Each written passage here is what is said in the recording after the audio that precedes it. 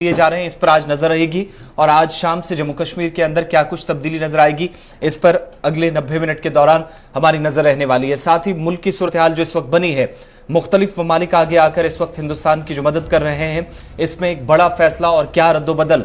जो इससे पहले सरकार की पॉलिसी हुआ करती थी उसमें क्या बड़ी तब्दीली इस वक्त आई है, वो आपके सामने रखेंगे। और जम्मू कश्मीर इंतजामिया कोविड के हालात को मद्देनजर रखते हुए जहां पर बड़े फैसले ले रही है, इन सब के बीच में आज के प्रोग्राम में हमारी उन फैसलों पर भी नजर रहेगी जो जम्मू कश्मीर के अंदर स्पोर्ट्स की जो ऑर्गेनाइजेशन है, खेल से वाबस्तगी रखने वाले जो लोग हैं, उनके साथ क्या कुछ तब्दीली लाने वाली है, इस पर आज के प्रोग्राम में हमारी नजर रहेगी। साथ ही आज कुछ तामीर और तरक्की के हवाले से बात करेंगे और लद्दाख के अंदर सयाहों के हवाले से बात करेंगे। लद्दाख के अंदर एक अलायंस की तरफ से क्या कुछ हुकूमती फैसले पर सवाल उठाए गए हैं, मुखालफत की गई है, इस हवाले से तफसीलात आपके सामने रखेंगे। और साथ ही आज के प्रोग्राम में जहां पर कोरोना वबा के बीच हिंदुस्तान की सूरत हाल हम आपके सामने रखेंगे, मौजूदा सूरत हाल मुख्तलिफ रियासतों की, एक और रिकॉर्ड अब से थोड़ी देर पहले बना है, जो तमाम तफसीलात हैं, तमाम डिटेल्स आपके सामने रखेंगे। और उसके बाद एक एक करके आपको अलग अलग यूनियन टेरिटरीज और स्टेट्स के आदाद शुमार आपके सामने रखेंगे। आज के प्रोग्राम में मेरे साथ एक बार फिर एग्जीक्यूटिव एडिटर इशफाक गौहर हैं और प्रोग्राम का आगाज इशफाक कोरोना की इस खबर से, जहां पर आलमी सतह पर एक और रिकॉर्ड बना है।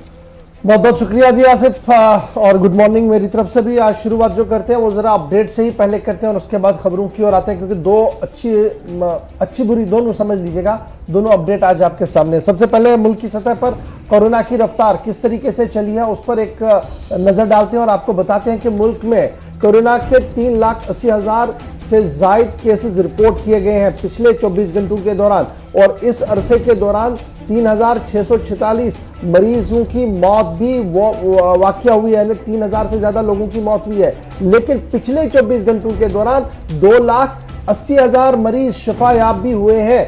ये पॉजिटिव रेट अगर आहिस्ता आहिस्ता करके ही सही, लेकिन अब तेजी के साथ बढ़ना शुरू हो गया है। तो बड़ी खबर इस वक्त जो है वो पिछले 24 घंटों के दौरान 3,80,000 नए केस मुल्क के अंदर सामने आए हैं। सभी रियासतों और मरकजी मामलत वाली रियासतों के अंदर कोविड-19 के केस आएंगे। 2,70,000 रिकवरियां भी हुई है, ये एक मस्बत अप्रोच है जो सामने आया है। और 3,640 से ज्यादा मौत सिंगल डे में हुई है, यानी एक दिन के दौरान इतनी अमवात हुई है। ये थोड़ा सा ट्रेंड जो है सही नहीं जा रहा है, इसमें थोड़ा सा कमी होनी चाहिए थी जो अभी तक नहीं आ रही है। ताहम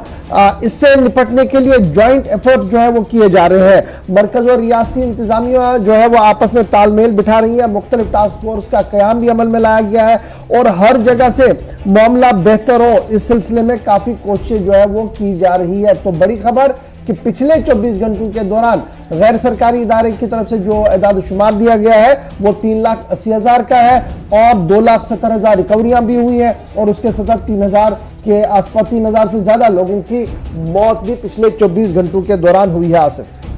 बिल्कुल,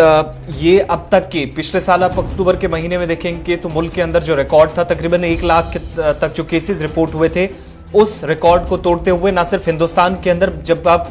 खलीजी ममालिक को देखते हैं, अरब और बाकी ममालिक को आप देखते हैं, यूरोप के अंदर जो रिकॉर्ड बना था आलमी सतह पर, उस रिकॉर्ड को तोड़ते हुए आज का दिन एक बार फिर, चूंकि आज अमवात भी सबसे ज्यादा हुई हैं और 3,000 के पार फिगर्स पहुंचे हैं काफी वक्त के बाद, ये एक अपने आप में एक नया रिकॉर्ड है। अब जब प्रोग्राम के आगाज में हमने आपको कहा था कि अलग अलग स्टेट्स और यूनियन टेरिटरीज की सूरत हाल, जो मुतासरा रियासतें हैं, यूनियन टेरिटरीज हैं, वहां क्या कुछ सूरत हाल है वो आपको बताते हैं। बात जरा जम्मू कश्मीर की, सीधा आपको जम्मू कश्मीर लिए चलते हैं। इंतजामिया के कुछ अहम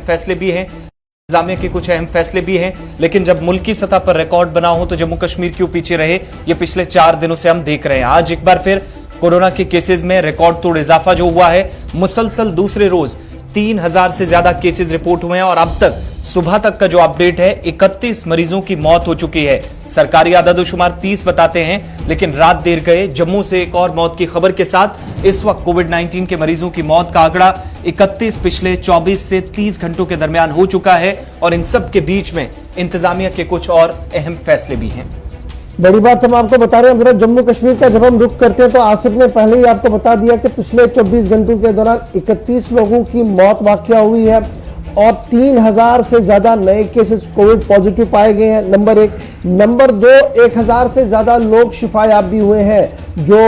एदाद शुमार बताए जा रहे हैं कि 1,000 से ज्यादा लोग अस्पतालों से रुखसती भी पाई गई है। 3000 नए आए हैं, 1000 लोगों की रुखसती हुई है, लेकिन 30 से 31 के करीब लोगों की मौत भी एक सिंगल डे में सबसे ज्यादा आपको नजर आएगी। लेकिन अब जब जम्मू कश्मीर की हम बात कर रहे हैं तो आसिफ बड़ा इंपॉर्टेंट ये भी है, ये तो फिगर्स है, ये ऊपर नीचे होते रहेंगे जब तक इसका कंट्रोल नहीं किया जाएगा, लेकिन उसके साथ साथ एडमिनिस्ट्रेटिव पार्ट पर क्या कुछ किया जा रहा है ये जानना बड़ा इंपॉर्टेंट है। अब खबर सामने जो आ रही है वो ये आ रही है कि डीआरडीओ की तरफ से एक बड़ा फैसला लिया गया है। श्रीनगर और जम्मू में नए 500 बिस्तरों वाले अस्पताल का कयाम अमल में लाया जा रहा है और डीआरडीओ बाज़ाब्ता तौर पर इसकी मंजूरी ले चुका है। अस्पताल के कयाम के लिए श्रीनगर और जम्मू में अराजी की निशानदेही भी की गई है, यानी डीआरडीओ 500 बेडों वाला अस्पताल श्रीनगर और जम्मू के अंदर कायम कर रहा है और इस सिलसिले में बाज़ाब्ता तौर पर यूनियन होम मिनिस्ट्री जो जवाहरलाल जी है उनके साथ ये लगातार मीटिंग्स हो रही थी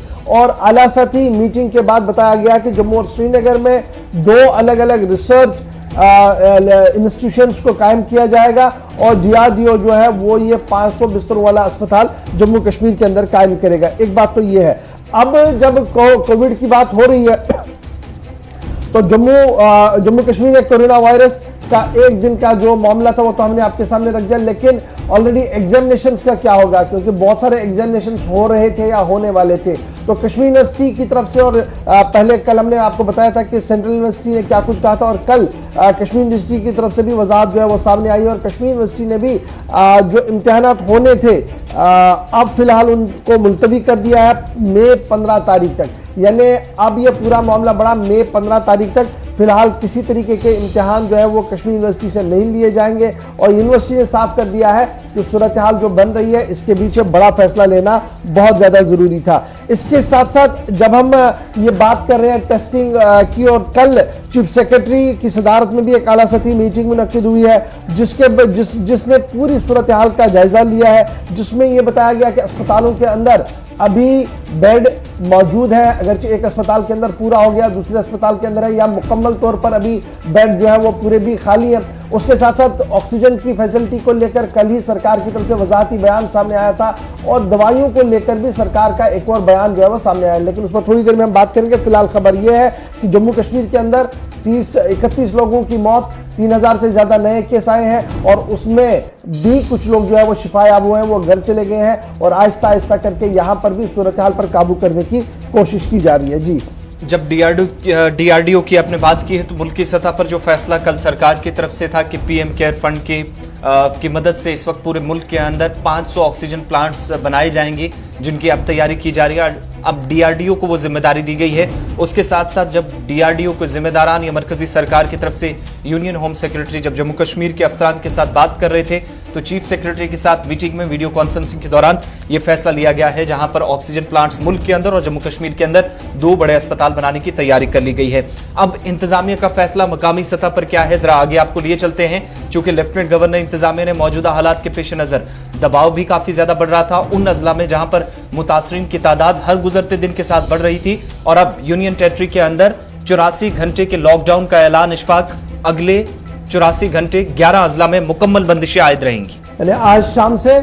कोरोना केसेस की जो बढ़ती तादाद थी उस पर लगातार सिविल सोसाइटी, डॉक्टर और सभी लोग ये कह रहे थे कि एक लॉकडाउन होना चाहिए था। मिनी लॉकडाउन के तौर पर आज शाम से यहाँ वादी जम्मू कश्मीर के 11 अजला के अंदर जो है वो लॉकडाउन शुरू होगा और 84 घंटे के लिए ये लॉकडाउन लगेगा और इस लॉकडाउन के साथ ही कोशिश की जाएगी कि इस पर काबू जो है वो पाया जाए। कोरोना वायरस और अमवात में इजाफे के बाद हुकूमत जम्मू कश्मीर ने हंगामी तौर पर फैसला ले लिया है कि श्रीनगर और जम्मू के 11 अजला में 84 घंटे के लिए कोरोना कर्फ्यू का निफाज अमल में लाया जाए। आज जुमेरात शाम 7 बजे से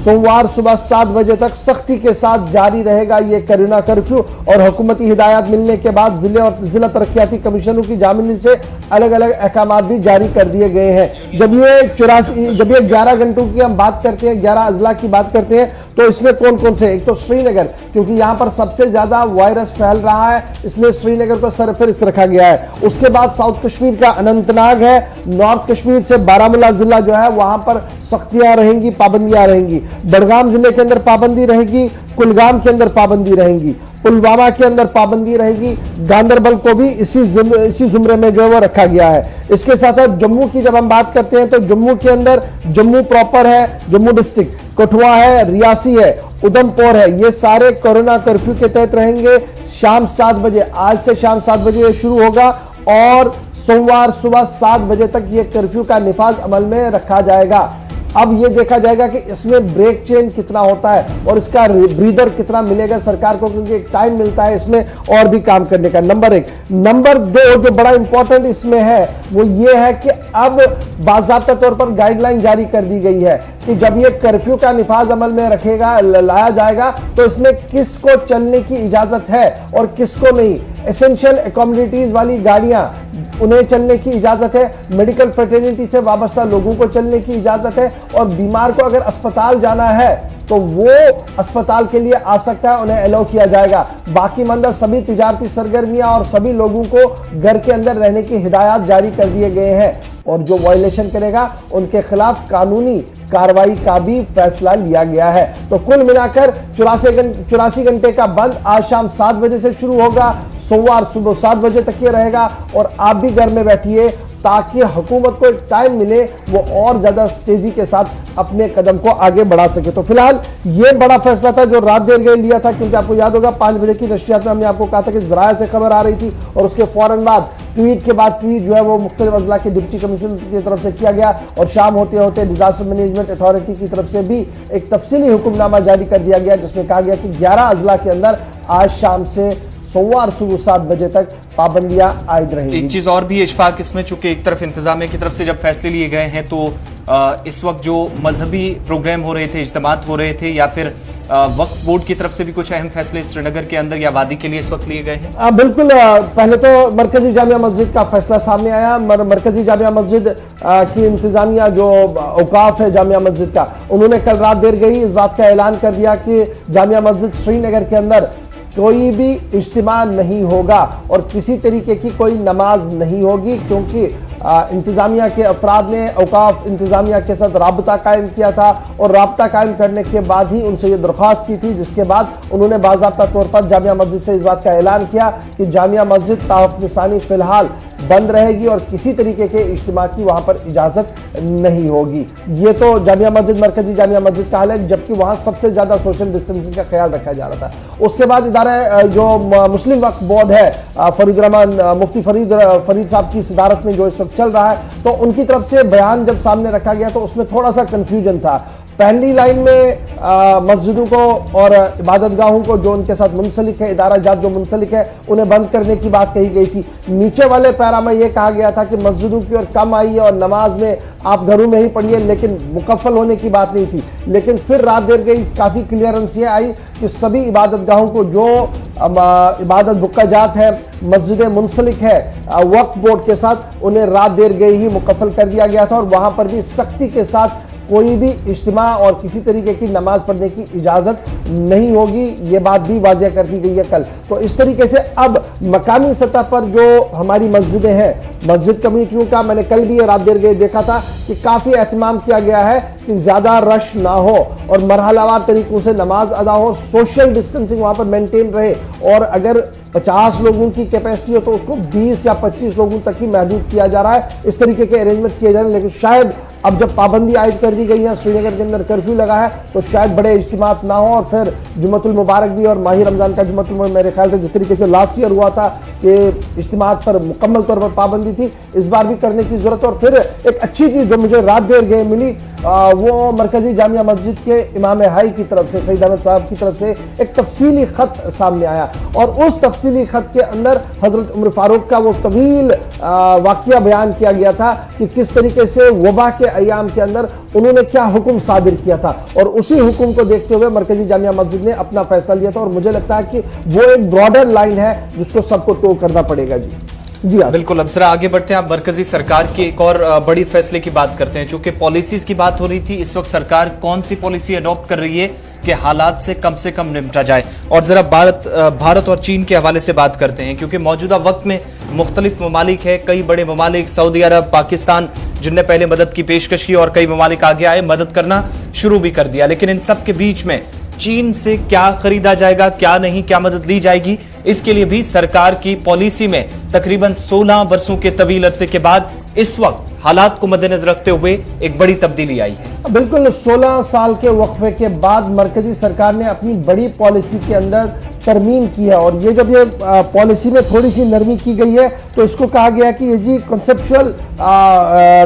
प्रॉब्लम होनी चाहिए, नो कंसेप्चुअल प्रॉब्लम है, यानी ये इख्तरा, जहनी इख्तरा नहीं होना चाहिए कि ये क्यों हो गया। वक्त जैसा बन रहा है उस तरीके के फैसले भी लेने पड़ते हैं। तो पहला पॉलिसी शिफ्ट जो हुआ है वो 16 साल के बाद आज मुल्क के अंदर देखने को मिला है। भारत सरकार की तरफ से फॉरेन एड को लेने के लिए दरवाजे खोल दिए गए हैं। फॉरेन एड को लेने के लिए दरवाजे खोल दिए गए हैं और उस फॉरेन एड के अंदर चीन को भी लगाया गया है। पाकिस्तान की पेशकश के हवाले से फिलहाल हतमी फैसला लेना बाकी है, लेकिन चीन की तरफ से जो पेशकश की गई थी उसको एक्सेप्ट किया गया है और अब 16 साल के बाद मामला जो है वो आगे बढ़ेगा। अब जरा याद रखिएगा कि सरकार ने जब यूपीए की सरकार थी, मनमोहन सिंह साहब वजीर आजम थे, तो उन्होंने इस बात का फैसला लिया था कि वो कोई भी फॉरेन एड नहीं लेंगे। और ये कब हुआ था? जब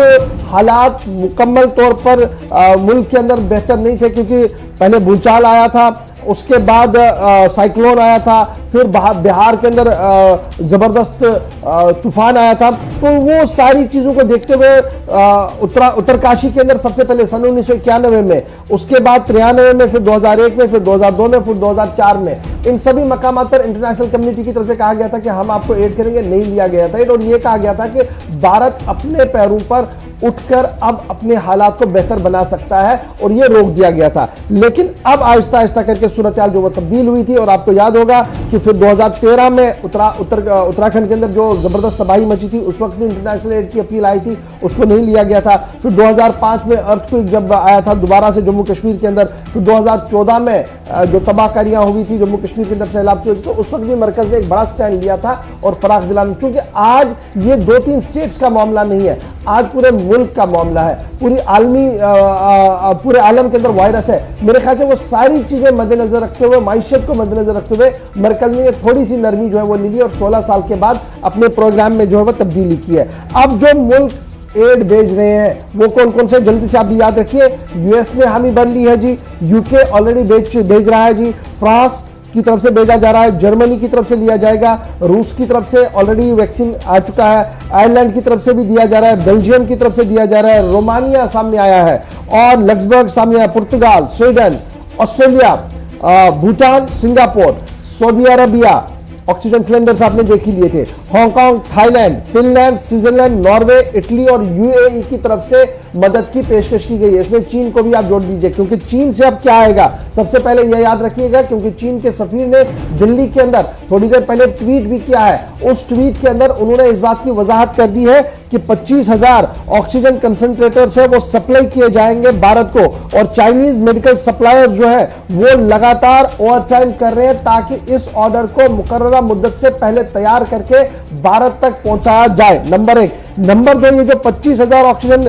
कंसंट्रेटर्स है, ये 1-2 दिन के अंदर अंदर इनकी पहली खेप जो है, पहली परवाज जो है वो चीन से रवाना होगी और दिल्ली के अंदर आएगी, और बाज़ाब्ता तौर पर कार्गो प्लेन के जरिए से ये मेडिकल सप्लाई जो है वो मुल्क के अंदर पहुंचाई जाएगी, भारत के अंदर पहुंचाई जाएंगी। चीन के एम्बेसडर की तरफ से बाज़ाब्ता तौर पर ट्वीट पर यह जानकारी दी गई। नंबर 1। अब जरा थोड़ा सा आगे आइए। अब जब ये आप देख रहे हैं कि मुख्तलिफ मुल्क सामने आ रहे हैं, तो ये क्या हुआ रहा है? क्या उनके मुल्कों के अंदर परेशानी नहीं है? जी हाँ, उनके मुल्कों के अंदर भी परेशानी है, लेकिन भारत ने एक कदम आगे बढ़ाया था तब जब पूरी दुनिया के अंदर वायरस तेजी के साथ फैल रहा था। तो और हाइड्रोक्लोरोक्विन वैक्सीन, हाइड्रोक्लोरोक्विन या उसके साथ साथ वैक्सीन जिस तरीके से 80 से ज्यादा मुल्कों के अंदर भेजा गया था, उसका यह नतीजा है कि आज मुख्तलिफ मुल्क भी वापस आ रहे हैं और उनका मानना है कि भारत जिस मुश्किल वक्त से गुजर रहा है इससे बाहर निकालने में आलमी इदारे और आलमी दुनिया के जो लीडर्स हैं वो भारत के साथ है। तो यहां पर वो डिसीजन जो शायद तनकीद का निशाना था वो अब पॉजिटिविटी देता हुआ नजर आ रहा है और आहिस्ता आहिस्ता करके बेहतरी की ओर जो है वो देखने को इससे मिल रहा है। तो कुल मिलाकर ये मान लीजिएगा कि 16 साल की तब्दीली फॉरेन एड को लेकर, लेकिन पाकिस्तान के मामले पर अभी भी कोई हतमी फैसला जो है वो नहीं लिया गया है। वजारत दिफा, वजारत दाखिला और वजारत खारजा के जो जिम्मेदार है वो लगातार ये बात मान रहे हैं कि अभी इस पर कोई ना नहीं की गई है, एक्टिव कंसिडरेशन में फाइल है, लेकिन हतमी फैसला वज़ीर-ए-आज़म की सदारत में मीटिंग के बाद ही कोई लिया जा सकता है। एक और चीज इस वक्त पूछी जा रही है, अगर इतनी कशीदगी के बाद भी तब्दीली सरकार की पॉलिसी में आती है तो क्या ये सिफारती ताल्लुकात में बेहतरी के भी आसार, इस तरीके से मजीद बेहतरी के आसार नजर आए, क्या उस तरफ एक माना जाए? बिल्कुल, सफारती ताल्लुकात को अगर आप इसको फॉरेन एंगल से देखेंगे, फॉरेन पॉलिसी से देखेंगे तो ये फॉरेन पॉलिसी के एतबार से काफी इंपॉर्टेंट रहता है, लेकिन मुझे लगता है कि पाकिस्तान के साथ ये आगे नहीं बढ़ पाएगा, क्योंकि आपको याद होगा कि कपास वाले मामले पर पाकिस्तान ने जो यू टर्न लिया था उसके बाद कमर जावेद बाजवा साहब की खबर कल हमने बताई दी थी कि क्या कुछ चल रहा है, तो वो जो सारी चीजें हैं वो शायद यहाँ पर कुछ ना कुछ हैम्पर कर पाएंगी, जिसके बाद ये मामला आगे नहीं बढ़ सकता है। लेकिन रेस्ट अपील वहां से दिया, हमने देखा कि ईदी फाउंडेशन की भी चिट्ठी वज़ीर-ए-आज़म के सामने है और पाकिस्तान के वज़ीर-ए-आज़म ने भी इमदाद की बात कही है। सब लोग ये कर रहे हैं क्योंकि ये इंसानियत का मामला है। अगर आप कटिंग अक्रॉस द बाउंड्रीज देखेंगे तो at the end of the day इंसान मर रहा है, इंसानियत का जनाजा उठ रहा है और आज के दिन में भी बहुत सारे लोग ऐसे हैं जो ये चाहते हैं कि इंसानियत जिंदा रहे और इंसान जिंदा रहे, उसके लिए वो काम करते हैं। जी चलिए बढ़ते हैं आगे। अब बात जरा वैक्सीनेशन के उस प्रोग्राम की जो 16 जनवरी से साल 2021 में मुल्क भर के अंदर शुरू हुआ था। अब तीसरे मरहले की तरफ हम बढ़ रहे हैं और इसे दुनिया का सबसे बड़ा और अहम प्रोग्राम उस वक्त माना जा रहा है जब कोविड की दूसरी लहर के बीच करीब 4 लाख केसेस मुल्क के अंदर रिपोर्ट किए जा रहे हैं। मुल्क में जहां तक वैक्सीनेशन के प्रोग्राम के लिए रजिस्ट्रेशन का अमल गुज़श्ता रोज शुरू हुआ और पहले रोज 1 करोड़ 30 लाख से ज्यादा लोगों ने कोविड वैक्सीन के लिए रजिस्टर किया है, जिनकी उम्रें 18 साल से 45 साल तक के दरमियान है और उनके लिए सरकार की तरफ से 1 मई से जब वैक्सीन शुरू होगी उससे पहले रोज वैक्सीन के ये आदाद शुमार आए हैं। लेकिन मुल्की सतह पर जो 1 करोड़ 33 लाख लोगों ने वैक्सीन के लिए इस वक्त अप्लाई किया है, 18 से 44 साल का जिनका एज ग्रुप है, कुल मिलाकर 60 करोड़ के करीब इस वक्त लोग हैं जिनको वैक्सीन के इस प्रोसेस का हिस्सा बनाया जा सकता है, जिनमें से 1 करोड़ 33 लाख पहले रोज रजिस्टर हुए हैं। लेकिन बात जब जम्मू कश्मीर तक वैक्सीनेशन के प्रोग्राम की पहुंचती है तो यहां पर वैक्सीनेशन का जो हिस्सा है, अगला मरहला जो होगा, तीसरे मरहले में जो इंतजामिया का टारगेट है कि 65 लाख लोगों को वैक्सीन दिया जाएगा, फिलहाल सप्लाई की कमी की वजह से या मरकजी सरकार की तरफ से या जो मैन्युफैक्चरर्स हैं वहां से सप्लाई थोड़ी लेट पहुंच सकती है, इसलिए वैक्सीनेशन के प्रोग्राम में रुकावट या ताखीर भी इस वक्त देखी जा सकती है। अब ये सिर्फ जम्मू कश्मीर वाला मामला नहीं है, अगर आप इसको और खोल के देखेंगे तो गुजरात, फिर बिल्कुल चंडीगढ़, दिल्ली, छत्तीसगढ़, वेस्ट बंगाल, महाराष्ट्र, तमिलनाडु, बिहार, आसाम पहले ही इस बात पर वजिद है कि 9 स्टेट्स ऐसी हैं जो लगातार ये कह रही है कि देखिए ये जो 18 साल के ऊपर वाला मामला है ये अभी हम हाथ में नहीं ले सकते, क्योंकि अभी जिस मामले को हम ले चल रहे हैं अभी वो भी हमारे पास 70% मुकम्मल नहीं हुआ और हमारे पास डोजेज नहीं है, जबकि मरकज लगातार ये कह रही है कि करोड़ों डोजेज जो है वो इन सभी रियासतों को दे दी गई है। तो कुछ गड़बड़ है जिसको सही करने की जरूरत है कि क्या रियासतें सही कर रही है या मरकज की तरफ से जो आदाद शुमार दिया जा रहा है उसमें कोई फर्क है। तो ये जो अभी ये फर्क आ रहा है इससे कहीं ना कहीं फर्क पड़ेगा यकुम तारीख से, क्योंकि जो यकुम तारीख से 18 साल की उम्र से ऊपर वाले लोगों का वैक्सीनेशन करना है और स्टेट्स ने हाथ खड़े कर दिए हैं, ये एक अलार्मिंग ट्रेंड बन सकता है और इसमें थोड़ा सा डिले जो है वो हो सकता है 8-10 दिन का, जब तक ये पूरा सिस्टम जो है वो सेट हो। लेकिन बड़ी बात यही है कि वैक्सीन के मामले को लेकर लगातार शिकायतें हैं, वैक्सीन हर स्टेट के अंदर और हर सेंटर पर मौजूद नहीं है,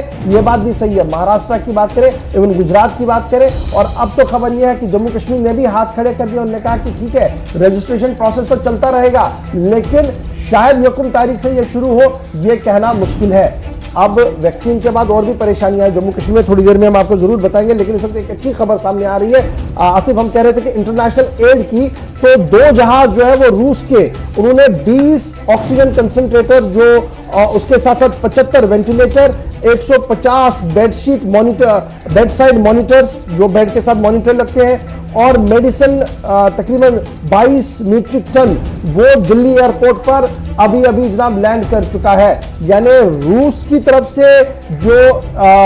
इमदाद की बात सामने रखी जा रही थी, जो हेल्पिंग हैंड सामने किया गया था, वो इस वक्त दिल्ली एयरपोर्ट पर अनलोड हो रहा है। हमारे पास जो जराये से खबर है कि 2 जहाज रूस के आ चुके हैं, जिनमें 20 ऑक्सीजन कंसंट्रेटर्स हैं, 75 वेंटिलेटर है, 150 बेड साइड मॉनिटर्स हैं, यानी जो बेड पास मॉनिटर लगते हैं, और उसके साथ साथ 22 मीट्रिक टन दवाइयां भी है। ये इस वक्त पहुंच चुकी है दिल्ली, और रूस की तरफ से ये मामला जो है वो क्लियर किया गया है। जी आसिफ। चलिए, वैक्सीन के बाद अब जरा एक और बड़ी खबर की बात, जहां पर सरकार के फैसलों की बात हो रही थी, तो वैक्सीन के दाम भी गुज़श्ता दिनों कम और ज्यादा होते नजर आए, और इन सब के बीच में सुप्रीम कोर्ट ने भी जो सरकार का फैसला था उस पर कहीं ना कहीं सवाल उठाए। मौजूदा वक्त में अलग अलग इदारों की जो इस वक्त वैक्सीन तैयार की गई है उसके अलग अलग दाम, जो मामला अब अदालत उज़्मा के सामने पहुंचा था, जिस पर हुकूमत की जानिब से जवाबी दावा पेश किया गया है, लेकिन मौजूदा वक्त में अलग अलग कीमतों के तय होने पर, अलग अलग दाम होने पर जज मौसूफ ने हुकूमत के फैसले पर सवाल उठाए हैं। सुप्रीम कोर्ट की तरफ से कल यह साफ कर दिया गया कि जिस तरीके से मुख्तलिफ, यानी 2 ही कंपनियां हैं हमारे सामने इस वक्त जो कोविड-19 वैक्सीन बना रहे हैं, ये दोनों अलग अलग जो है दाम दे रहे हैं, ये सही नहीं है। जबकि सरकार के पास पूरा इख्तियार है, अंडर ड्रग कंट्रोल एक्ट और पेटेंट एक्ट वो इस पर नजर रख सकते हैं और इसको स्ट्रीमलाइन कर सकते हैं। जज मौसूफ की तरफ से यह साफ कर दिया गया, जो कल बात चल रही थी कोर्ट के अंदर, जस्टिस रविंदर भट्ट साहब ने कल ये सॉलिसिटर जनरल के सामने साफ कर दिया कि मुल्क के अंदर आईन है और कानून है, और ये कानून बाज़ाब्ता तौर पर एड्रेस कर रहा है इन सभी इश्यूज को। अगर आज कानून का इतलाक नहीं है तो फिर कानून को रखने का क्या फायदा है, कानून बनाने का क्या फायदा है। तीखी टिप्पणी जो है वो जज मौसूफ की तरफ से की गई है। उसके साथ साथ ये भी कहा गया है कि हमारे पास मुल्क के अंदर जो ड्रग कंट्रोल एक्ट और पेटेंट एक्ट है, इन दोनों को मिलाकर हमारे पास इतना इख्तियार जरूर बनता है कि हम मैन्युफैक्चरिंग एजेंसीज के ऊपर लगाम कस सकते हैं। अगरचे पेटेंट और दीगर मामले को लेकर और भी कुछ कानून है, लेकिन यहां पर जिस कानून का जिक्र किया गया है उसे साफ कर दिया गया। पेटेंट एक्ट 1970 कल उसका हवाला दिया गया सुप्रीम कोर्ट के अंदर, और यह कहा गया कि 2 प्रोविजन ऐसे हैं जिसके तहत हम रेगुलेट भी कर सकते हैं और प्राइसिंग के मामले पर भी नजर रख सकते हैं। और सेक्शन 100 यानी सेक्शन 100 जो है पेटेंट एक्ट का, सेंट्रल गवर्नमेंट का, उसमें भी और फार्मा कंपनीज को लेकर एक वाजिया दलील है, जिसको अगर इन्वोक किया जाए तो मामला शायद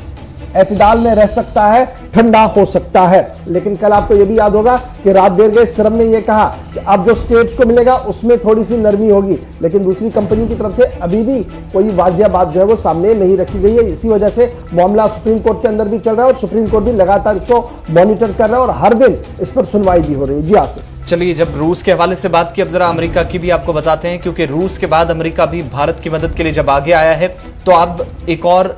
जिस तरीके से थोड़ी देर पहले रूस की तरफ से जो तिब्बी इमदाद पहुंची है, अमेरिका की तरफ से भी भारत लाने की तैयारी, वैक्सीन और बाकी जो अद्वियात हैं या वैक्सीन तैयार करने वाली कंपनी को जो मदद होगी, उसके लिए जुमे को एस्ट्राजेनेका वैक्सीन भारत पहुंचने का इम्कान है, जिसके लिए 2 दिन पहले ऐलान किया गया था अमेरिकी सरकार की तरफ से। और मुल्क में पहले जब 2 वैक्सीन इस्तेमाल हो रहे हैं, तो ये तीसरी वैक्सीन होगी जिसको इमरजेंसी यूज भारत के अंदर मिलेगा। इसके बाद रूस ने भी स्पुतनिक वी वैक्सीन भारत पहुंचाने का ऐलान किया है, जिसकी शुरुआत पीर तक होगी। मंडे को वो स्टॉक यहां पहुंचने का इम्कान जाहिर किया जा रहा, लेकिन अमेरिका की तरफ से जो मदद का यकीन दिलाया गया था उसके तहत भारत के अंदर इस वक्त फ्राइडे को यानी जुमे के रोज अब एस्ट्राजेनेका वैक्सीन के तकरीबन 10 मिलियन के करीब जो खुराकें हैं वो हिंदुस्तान पहुंच सकती है, जिसका इम्कान जाहिर किया जा रहा। और मई और जून के महीने में चूंकि कंपनी की तरफ से मजीद 50 करोड़ के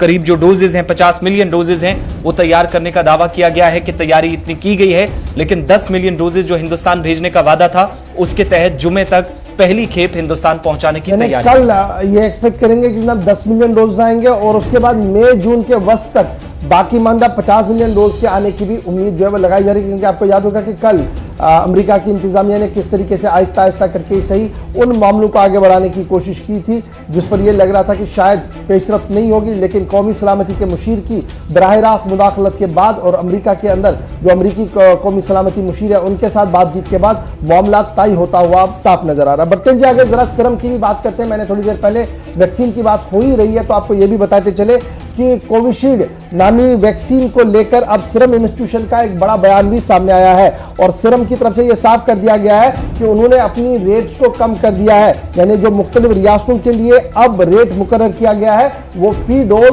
300 रुपया है, गालिबन 100 रुपए की कमी इसमें की गई। बिल्कुल 400 से 300, लेकिन जो प्राइवेट अस्पतालों के लिए 1200 रुपए खुराक थी उसमें फिलहाल फैसला लेना बाकी है। उस पर फिलहाल तजब्जुब का शिकार अवाम जरूर है, लेकिन एक फैसला कम से कम जो स्टेट्स के पास इस वक्त 400 रुपए का डोज जाना था वो 300 रुपए कम करने का फैसला है। और इस तरीके से भारत बायोटेक ने अभी तक जो उनका वैक्सीन का दाम है उसमें उनकी तरफ से कोई भी बात जो नहीं कही गई है, लेकिन सीरम के जो सीईओ है आधार पुणेवाला, उनकी तरफ से ट्वीट करते हुए यह साफ कर दिया गया है कि जो पहले 300 रुपया रेट थी उसमें 100 रुपया कम कर दिया गया और 300 पर डॉलर जो है पर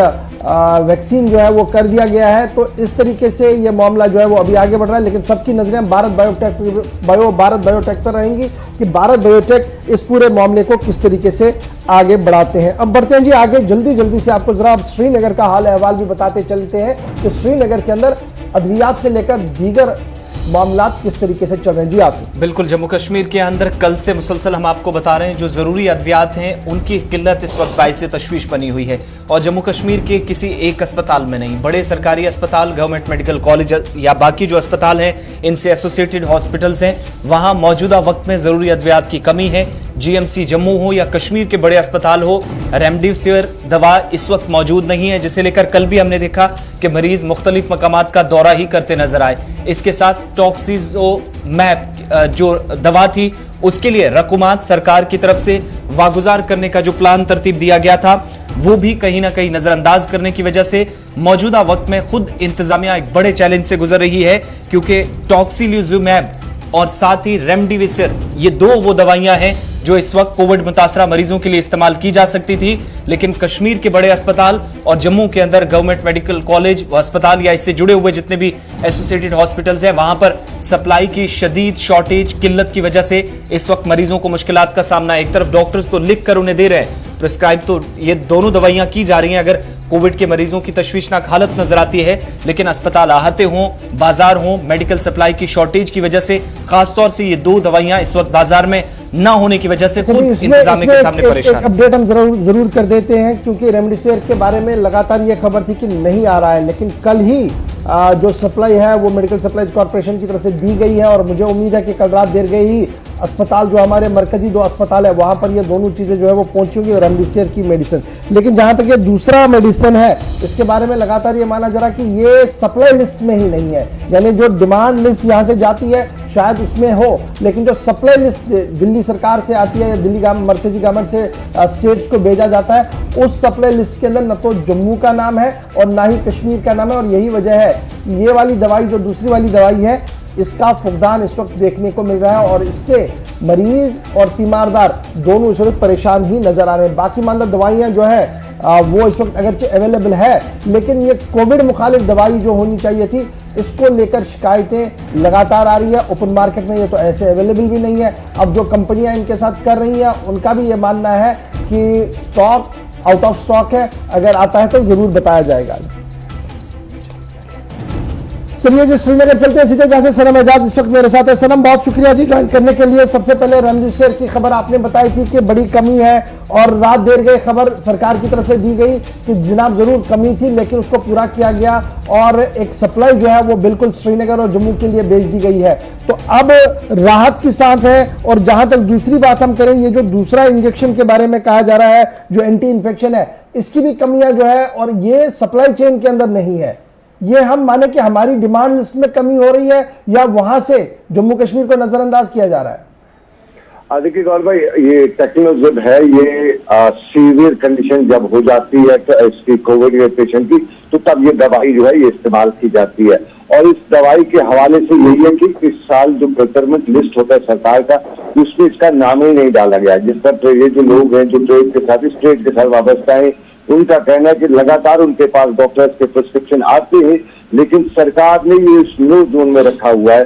तो यही वजह है कि ये डॉक्टर्स प्रोवाइड, ये बूच कंपनी जो है वो तैयार करती है और उसके साथ साथ कहीं ना कहीं इसके कैडिला जो है वो उसकी मार्केटिंग के साथ इस दवाई के साथ लिखा मतलब उसका साफ मतलब है कि अच्छी खासी कंपनी है, कोई